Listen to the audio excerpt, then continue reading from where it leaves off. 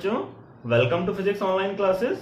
आज हम फिजिक्स में पढ़ने जा रहे हैं बहुत ही इंटरेस्टिंग और बहुत ही इंपॉर्टेंट चैप्टर विद्युत धारा। अभी तक हमने स्थिर बिंदु आवेश के बारे में पढ़ा था और स्थिर बिंदु आवेश के कारण उत्पन्न होने वाले विद्युत क्षेत्र के बारे में हमने पढ़ा था।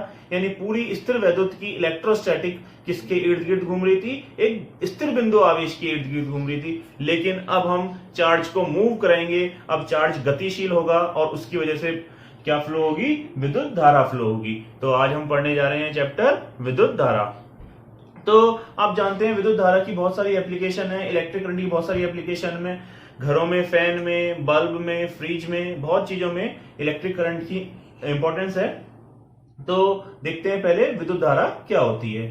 तो हम जानते हैं कि आवेश प्रवाह की दर विद्युत धारा कहलाती है। यानी किसी एक निश्चित क्षेत्रफल से, एक निश्चित अनुप्रस्थ काट के क्षेत्रफल से प्रति सेकंड गुजरने वाली जो आवेश की मात्रा होती है उसे हम विद्युत धारा कहते हैं। यानी हम विद्युत धारा को कुछ इस तरह से लिखते हैं, I equals to del q by del T.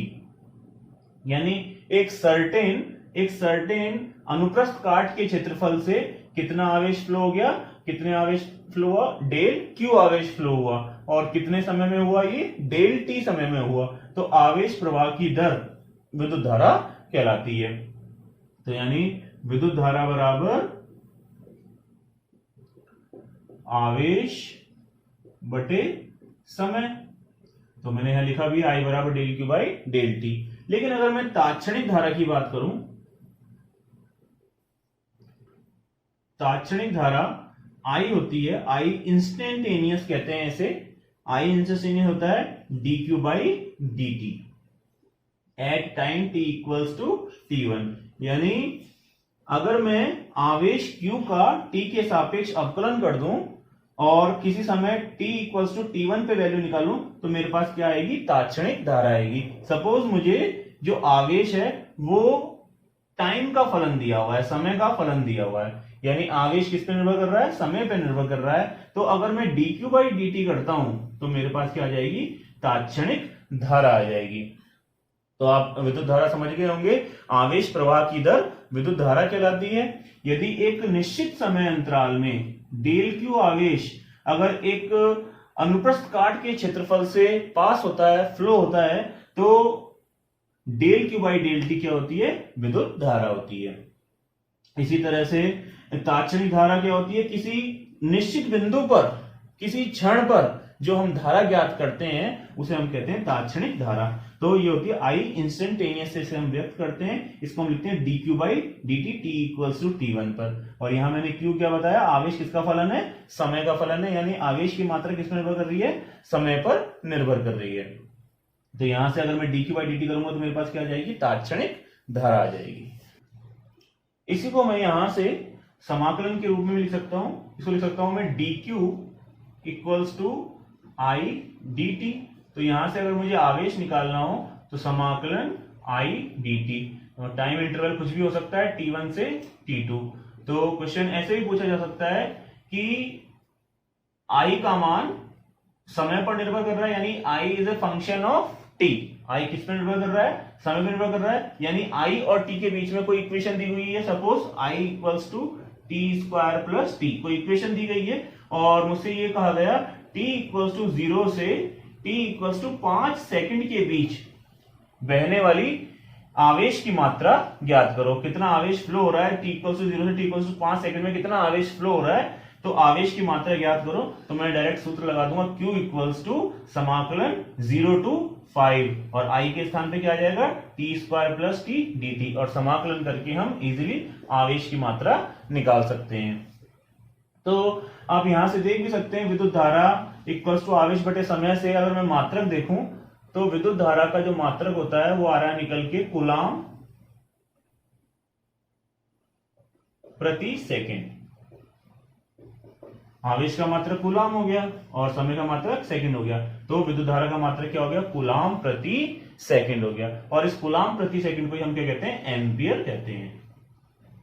तो विद्युत धारा का ऐसा ही मात्रक, प्रचलित मात्रक क्या है? एम्पियर है। और कूलाम प्रति सेकंड भी होता है।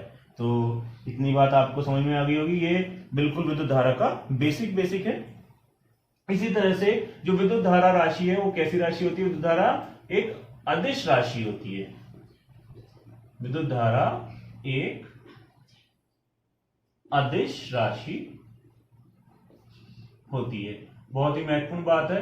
कई बच्चों को कंफ्यूजन रहता है जब हम परिपथ चित्र बनाते हैं, उन परिपथ चित्र में डायरेक्शन दिखाते हैं धारा की, तो कई बच्चे सोचते हैं विद्युत धारा सदिश राशि होगी। विद्युत धारा सदिश राशि नहीं है, बल्कि कैसी राशि है?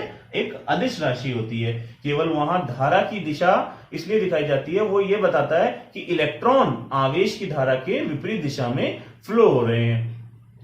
तो विद्युत धारा की जनरली दिशा जो दिखाई जाती है वो धनावेश के प्रवाह की दिशा में दिखाई जाती है। इस बात का हम हमेशा ध्यान रखेंगे। विद्युत धारा की दिशा हमेशा धनावेश के प्रवाह की दिशा में दिखाई जाती है। इसका मतलब ये हुआ कि इलेक्ट्रॉन का जो प्रवाह होता है वो धारा की दिशा के विपरीत होता है।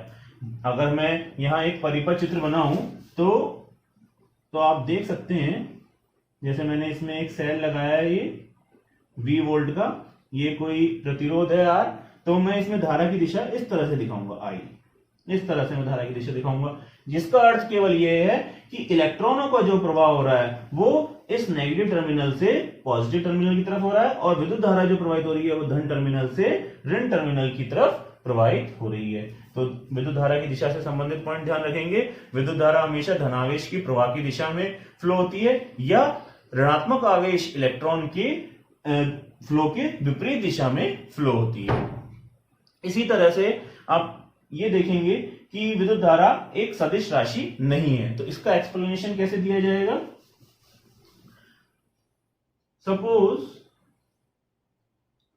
ये किसी विद्युत परिपथ की अलग अलग शाखाएं हैं, और इन शाखाओं के बीच में एंगल है 60 डिग्री, और यहां से 2 एम्पीयर की धारा आ रही है, यहां से 3 एम्पीयर की धारा आ रही है, और यहां से 4 एम्पीयर की धारा आ रही है। तो आप देखेंगे कि इस बिंदु पर पहुंचने वाली कुल धाराएं आपको दिख रही हैं 2 ampere plus 3 ampere plus 4 ampere, यानी 9 एम्पीयर धारा इस संधि बिंदु की तरफ पहुंच रही है। यानी दो शाखाओं के बीच में कोण कितना है इस बात पे धारा निर्भर नहीं कर रही, क्योंकि सदिश की प्रॉपर्टी क्या होती है? सदिश की प्रॉपर्टी ये होती है कि दो सदिशों का योग इनके बीच के कोण पर निर्भर करता है। लेकिन यहां धाराओं का योग जो हो रहा है, संधि बिंदु पर पहुंचने वाली मिलने वाली धाराओं का जो योग हो रहा है वो इस कोण पर निर्भर नहीं कर रहा। इसलिए हम कह सकते हैं विद्युत धारा एक सदिश राशि नहीं होती, बल्कि एक अदिश राशि होती है। इस बात का ध्यान रखेंगे। लेकिन यहां धारा की दिशा क्यों दिखाते हैं? यहां धारा की दिशा केवल इसलिए दिखाते हैं जो ये बताती है कि इलेक्ट्रॉन का प्रवाह इस ऋण टर्मिनल से धन टर्मिनल की तरफ हो रहा है। तो आपको ये कॉन्सेप्ट क्लियर हो गया होगा। विद्युत धारा एक सदिश राशि नहीं है, बल्कि एक अदिश राशि होती है।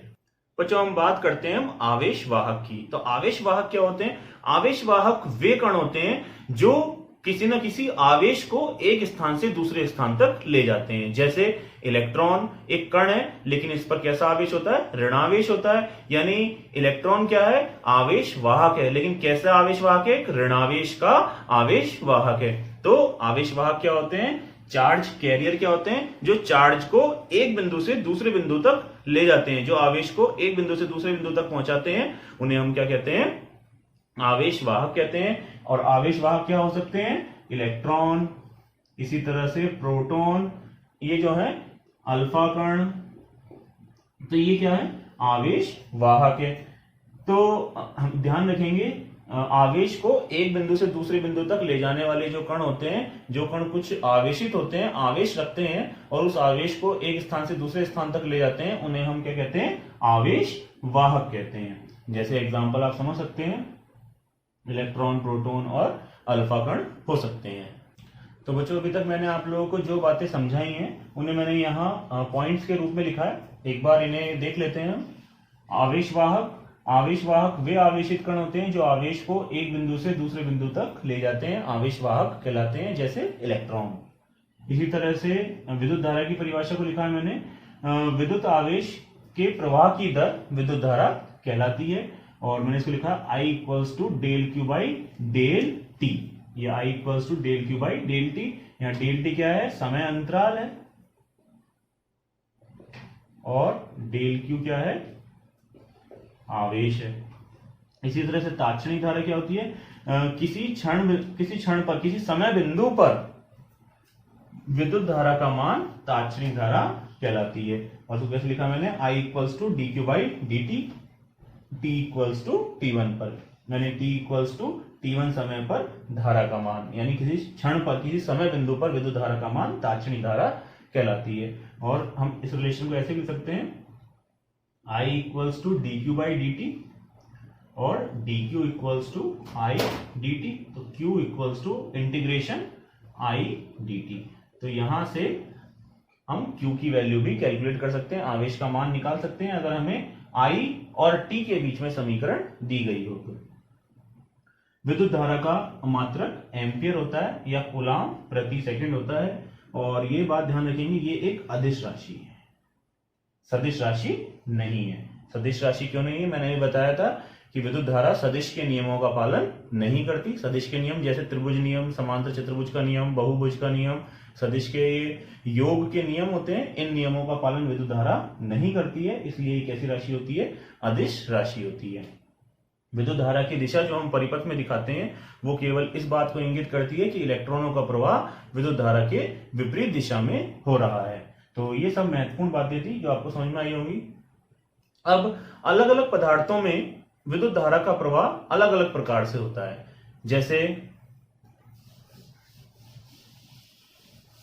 जैसे जो चालक होते हैं, चालक पदार्थ होते हैं, चालक पदार्थों में विद्युत धारा का प्रवाह मुक्त इलेक्ट्रॉनों के कारण होता है, यानी चालक में जो आवेश वाहक होते हैं वो क्या होते हैं, मुक्त इलेक्ट्रॉन होते हैं। इधर मैं पदार्थ लिख देता हूं और इधर में आवेश वाहक। तो चालक में जो आवेश वाहक होते हैं वो क्या होते हैं, मुक्त इलेक्ट्रॉन, यानी विद्युत धारा का प्रवाह किसकी वजह से होता है, मुक्त इलेक्ट्रॉन की वजह से होता है।